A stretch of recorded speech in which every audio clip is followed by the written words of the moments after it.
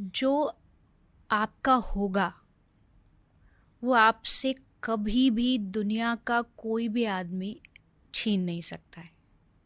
जो आपके लिए भगवान ने बनाया है, चाहे वो करियर हो, चाहे वो अपॉर्चुनिटीज़ हो या कोई इंसान हो, क्योंकि अक्सर यही इन्हीं चीज़ों से हम लड़ते हैं कि भाई कोई चाहिए था वो छोड़ के चला गया, कोई अपॉर्चुनिटी थी वो चलेगी। मुझे लगता है कि जो चीज़ अपनी होती है वो कभी जाएगी नहीं, और जो चीज़ चली गई वो कभी अपनी थी ही नहीं।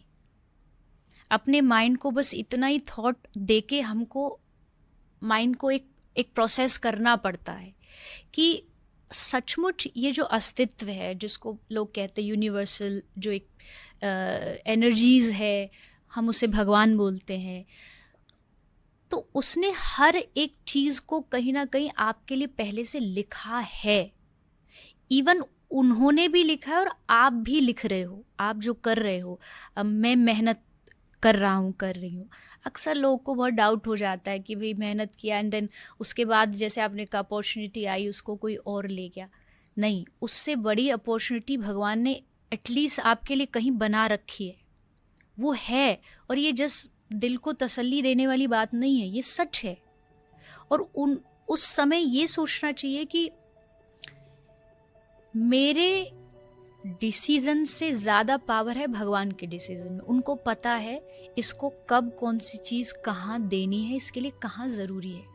तो अगर उसने छीना, इसका मतलब है कि कुछ बड़ा देने वाला है या कुछ अच्छा देने वाला। बड़ा इन दी सेंस कि यही नहीं कि अपॉर्चुनिटी बड़ी। कभी कभार ना हमको लगता है कि बहुत चीज़ें मिल रही हैं तो ही भगवान दे रहे हैं।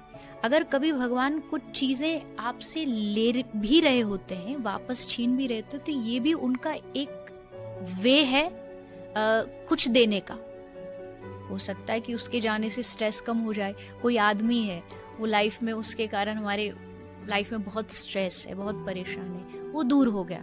भगवान ने दूर इसलिए किया क्योंकि वो आपका नहीं था और आपको उससे स्ट्रेस मिल रहा था, और ये भगवान देख नहीं पा रहे थे। उनको लगा मेरा बच्चा देखो दिन रात रोता रहता है कि ऐसा हो गया वैसा हो गया। और जो आपका अपना होगा वो सचमुच कभी जाएगा नहीं, और जो मतलबी होगा वो कभी ठहरेगा नहीं।